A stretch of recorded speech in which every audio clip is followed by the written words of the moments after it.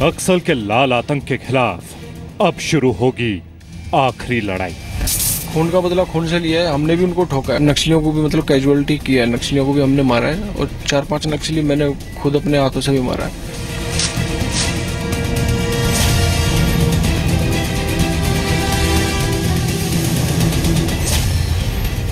पच्चीस जवानों की शहादत का बदला पूरे नक्सल साम्राज्य के अंत से होगा।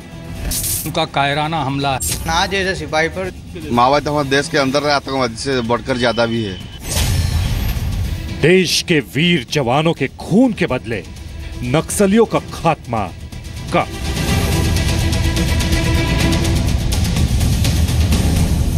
मुंह तोड़ जवाब दिया है। सीआरपीएफ के जवान तो बहुत ही दिलेरी से काम करते हैं। स्ट्रिक्टली करें तभी कुछ उसका ट्रीटमेंट हो सकता है। नक्सलियों का नामो निशान मिटाने के लिए शुरू होगा ऑपरेशन लाल आतंक का अंत।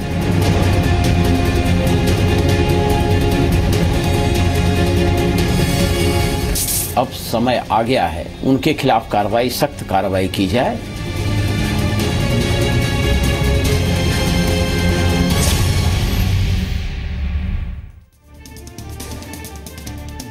नमस्कार, आप देख रहे हैं जी न्यूज। आपके साथ हूं मैं रुबिका लियाकत। इस वक्त जो सिंबॉलिक सेट आप देख रहे हैं जंगलों का, इससे कई भयावह जंगल है वहां के, जहां पर सीआरपीएफ के हमारे जवान इन नक्सलियों से लड़ रहे हैं। और अब तो ये हम कह रहे हैं कि 10 कदम और नक्सली दफन हो जानी चाहिए। ये कुछ पेपर्स मेरे पास है और ये पेपर्स अभी अभी मुझे मिले हैं, जिसमें गृह मंत्रालय की तरफ से तय किया गया है कि 8 मई को एक बैठक होगी जहां 10 राज्यों के CM, DGP, chief secretary, paramilitary forces के डीजी शामिल होंगे। उन सारे प्रभावित इलाकों के, नक्सल प्रभावित इलाकों के रेड कॉरिडोर की नई डेफिनेशन बनाई जाएगी, यानी रेड कॉरिडोर को रीडिफाइन किया जाएगा। 3-4 सालों में जहां नक्सली घटनाएं नहीं हुई हैं, उन्हें रेड कॉरिडोर से हटा दिया जाएगा। यानी 108 में से बस 68 जिले जो हैं वही नक्सल प्रभावित कहलाएंगे और जो पैसा इन हटाए गए जिलों को मिला करता था वो अब बचे हुए 68 जिलों में खर्च किया जाएगा। साहब, सवाल यह है कि क्या अब तक सरकारें इन 25 शहीदों की शहादत का इंतजार कर रही थी इन सारे बड़े फैसलों को लेने के लिए? क्योंकि आज से 50 साल पहले यही वो महीना था अप्रैल, जब 1967 में नक्सलवाद की शुरुआत होती है। और इसी महीने में हमने एक बार फिर नक्सल समस्या के चलते अपने 25 जवानों को खो दिया है। आप अपने घरों में बैठे होंगे, एसी चलाकर ये रिपोर्ट देख रहे होंगे, लेकिन सुकमा में जब जवानों पर हमला हुआ तो वो तपती गर्मी में थक कर लोगों की सहूलत के लिए बन रहे रोड की नक्सलियों से रक्षा कर रहे थे। हम आपको आज उसी जगह लेकर जाएंगे, उन हालात को समझेंगे और समझाएंगे और हर वो तस्वीर दिखाएंगे जो हमारे 25 जवानों के लिए मौत का मंजर बनकर आई थी। शुरुआत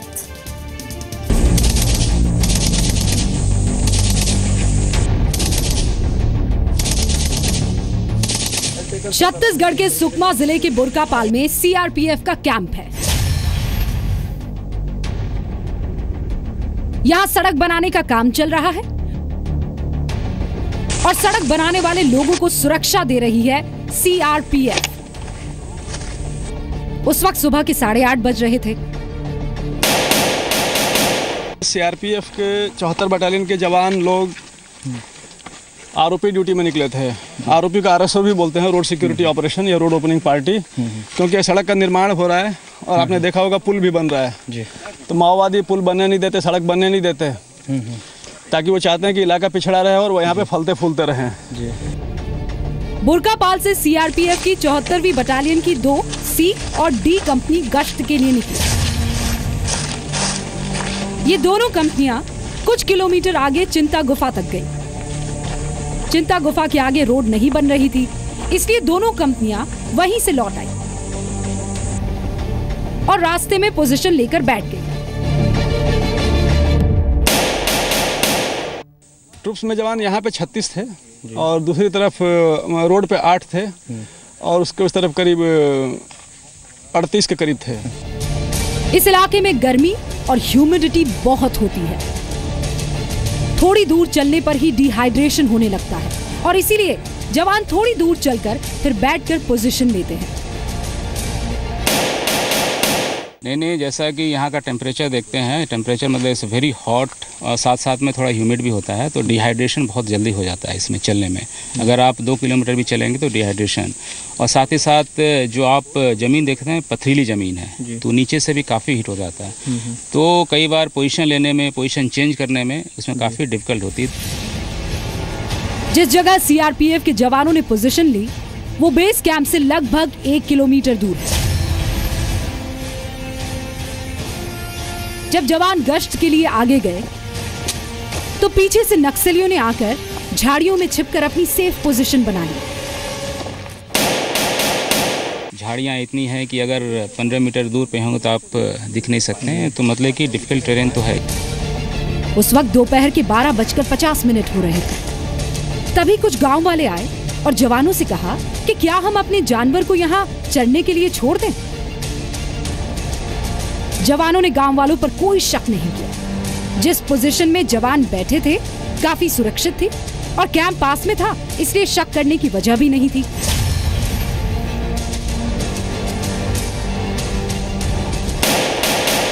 यहाँ पे आप देख सकते हैं 2 जवानों ने यहाँ पे पोजीशन ली थी और वो ये उनके खून यहाँ पे पड़े हैं। ये जरूर बोला जा रहा है कि ये बहुत ही सेफ पोजीशन होती है जवानों के लिए, लेकिन फिर भी जिस तरीके से नक्सलियों ने मार गिराया उनको, तो इससे से साफ जाहिर है, जैसा कि ये बता रहे हैं कि कई लोग इसमें ग्रामीणों के वेश में आए थे और उसी में जवान जो है वो धोखा खाए हैं। जहाँ जवान बैठे थे उसके 3 तरफ से नक्सलियों ने यू शेप का घेरा बना लिया। नक्सलियों के पास भी सीआरपीएफ की तरह आधुनिक हथियार थे। हमारे जवानों के पास AK-47 और इंसास राइफलें थी।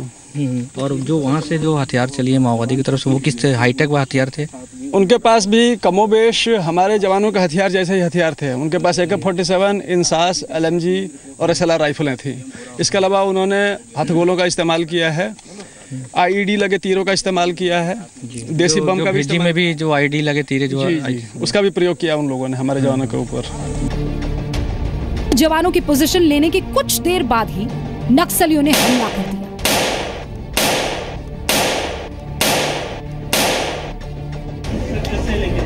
आगे हम बताएंगे ऐसा कौन सा धोखा हुआ जिससे नक्सलियों की साजिश की भनक जवानों को नहीं लग पाई। होम मिनिस्ट्री के आंकड़े कहते हैं कि देश में 20,000 हथियारबंद नक्सली यानी आर्म्ड काडर है और उनमें से 6 से 8,000 हार्डकोर फाइटर हैं। इनसे ही निपटने के लिए प्रमुख तौर पर लगभग 1 लाख के करीब सीआरपीएफ के जवान अलग अलग नक्सल प्रभावित इलाकों में तैनात हैं। वो 20,000 और हमारे जवान लगभग 1 लाख। इसके बावजूद हर बार खबर यह आती है कि नक्सली हमारे जवानों की शहादत की वजह फिर बन गए। क्यों?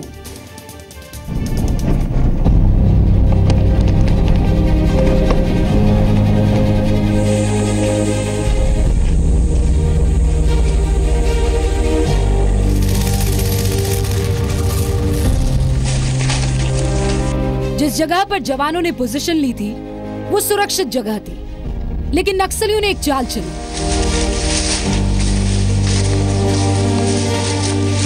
तो यहाँ के जवानों ने बहुत ही अच्छा पोजीशन लिया था, परंतु उनको 3 तरफ से घेर के, और जो यहाँ पे घर हैं ग्रामीणों का सील बना करके उनके घरों को यूज़ करके वहाँ से फायरिंग की गई और 3 तरफ से घेर करके जो हमारे जवान थे, सीआरपीएफ के जवान यहाँ पे जो ड्यूटी में थे, उनको एक सीमित दायरे में उनको सिमटा के रख दिया गया और 3 तरफ से फायरिंग करते हुए इनके द्वारा, जवानों के द्वारा उनका डटकर मुकाबला किया गया और करीबन 1.5 से पौने 2 घंटे तक उनके साथ लगातार फाइट की।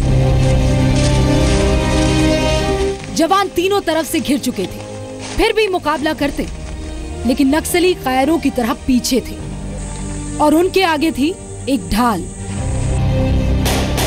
ये वो कैजुअल्टी वाली जो जगह है जहाँ पे जवानों ने पोजीशन लेने की कोशिश की थी। हालांकि ऐसा बोला जाए, शायद मैं सही हूँ सर, इस जगह पे अब मारना आसान नहीं होता है गोली, लेकिन फिर कैसे हुआ ये पॉसिबल?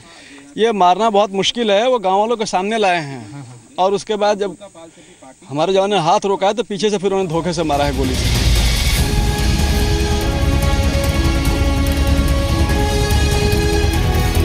नक्सलियों ने 3 लेयर की टीम बनाई जिसमें सबसे आगे महिलाएं थीं।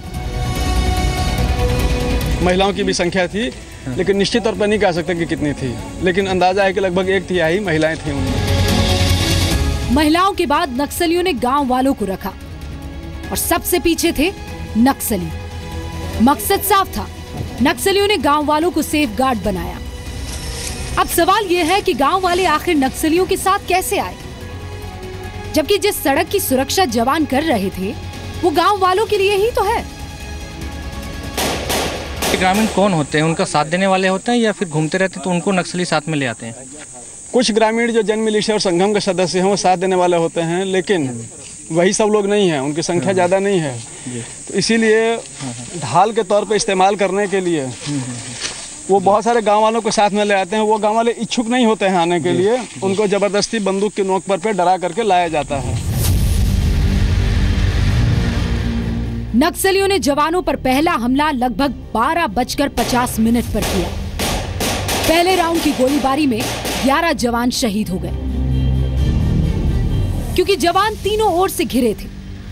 दूसरे राउंड का हमला 5 मिनट के अंदर ही हुआ, जिसमें 15 जवान शहीद हो गए। तो ये यू शेप्ड इस तरीके से यहाँ पे नक्सलियों ने घेराबंदी कर रखी थी। जवान इस तरफ यहाँ पे कैंप है उनका, और इस जगह से जवान यहाँ से आए थे, और यहाँ से आने के बाद जैसे ही वो इस जगह पर पहुँचे, यहाँ नक्सलियों का पूरा, जैसा कि अफसरों ने बताया, 100 से 150 की तादाद में नक्सली और उतने ही तादाद में ग्रामीण यहाँ पे मौजूद थे, जो उस पूरे इलाके को घेर रखे थे। नक्सलियों ने जवानों पर AK-47, इंसास, हैंड ग्रेनेड और तीर बांध से हमला किया। तीर का इस्तेमाल किया, जिसमें आईडी लगी है वो होती है, उसका ये हिस्सा है।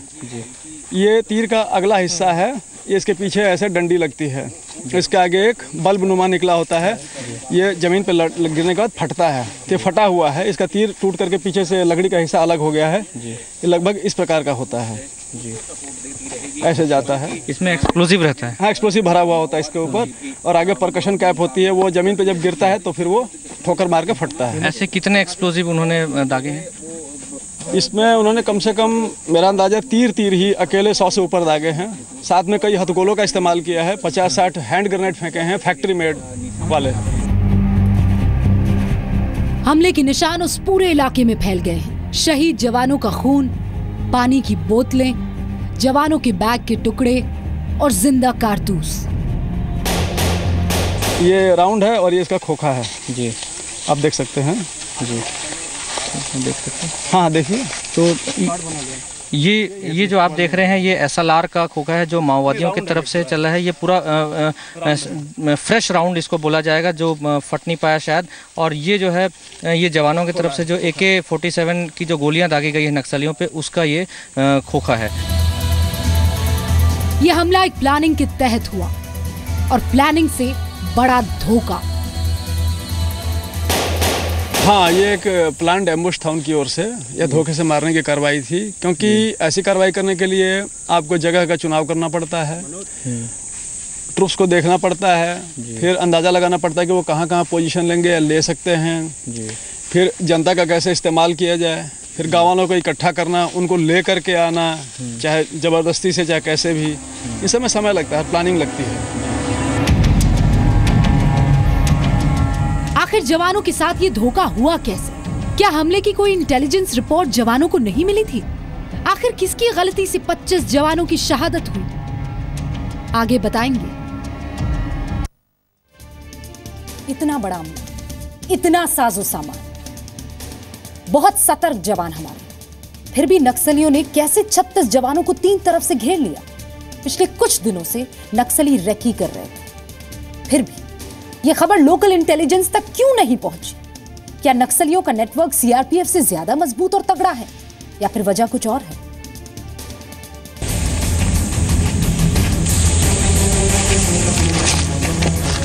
अब सवाल यह है कि नक्सलियों को यह इनपुट कैसे मिला कि जवान यहां से गुजरेंगे और इसी वक्त गुजरेंगे?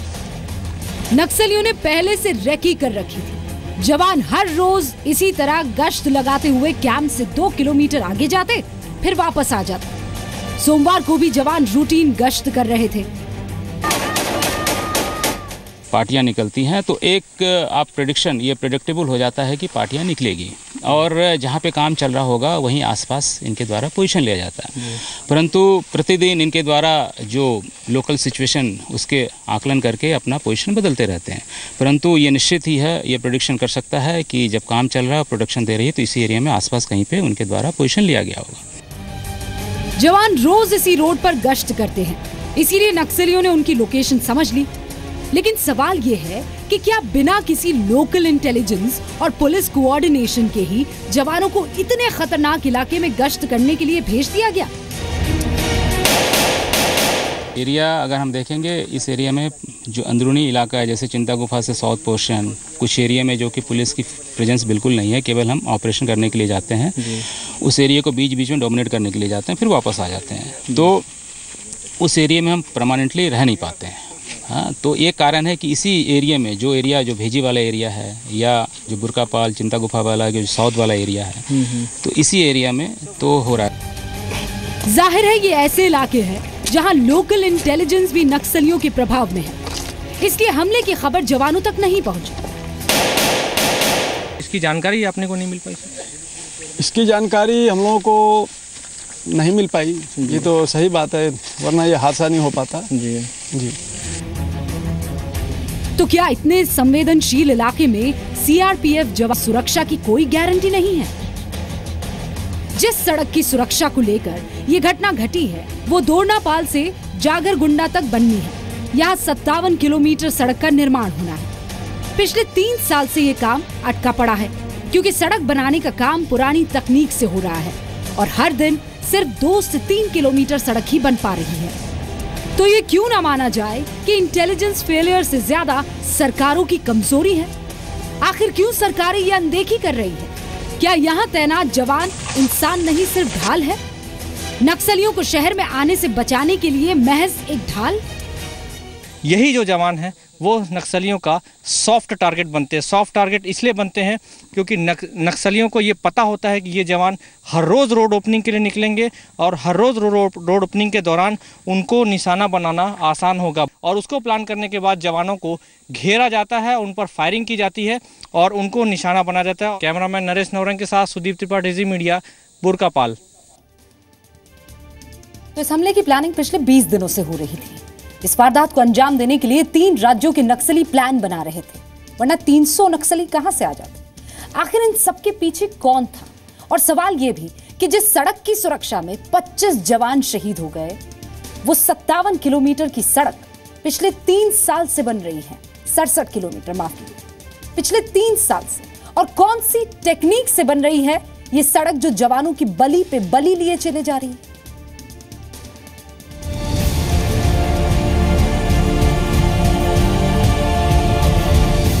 छत्तीसगढ़ के सुकमा में 25 जवानों की शहादत का जिम्मेदार कौन है? कौन है इस हमले का मास्टरमाइंड? सूत्रों के मुताबिक इस हमले की साजिश नक्सली हिडमा उर्फ इदमुल उर्फ पोडियाम भीमा ने रची थी। हिडमा सुकमा के जगरगुंडा का रहने वाला है और नक्सलियों के साउथ बस्टर बटालियन का मुखिया है। हिडमा की जिम्मेदारी बड़े हमलों की प्लानिंग और उसे अंजाम तक पहुंचाना है। उसकी टीम में 13 कमांडर है। 2012 के बाद छत्तीसगढ़ में हुए ज्यादातर बड़े नक्सली हमलों की साजिश इसी ने रची है। झीरम और ताड़मेटला में 107 लोगों की हत्या के पीछे भी हिडमा का ही हाथ था। Respect for law, fear of state डालने की जरूरत है और इसके लिए ड्रोन से अटैक कीजिए और उनके बेसिस को पूरी तरह से विध्वंस कर दीजिए, खत्म कर दीजिए। इस पे यदि ह्यूमन राइट्स आवाज उठती है तो उठने दीजिए।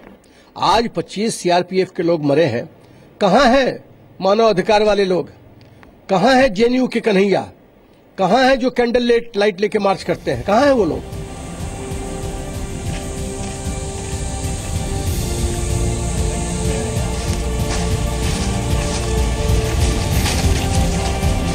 इस हमले की प्लानिंग 20 दिन पहले ही तैयार कर ली गई थी और नक्सली कमांडर हिडमा इसके लिए कई राज्यों के नक्सलियों के संपर्क में था।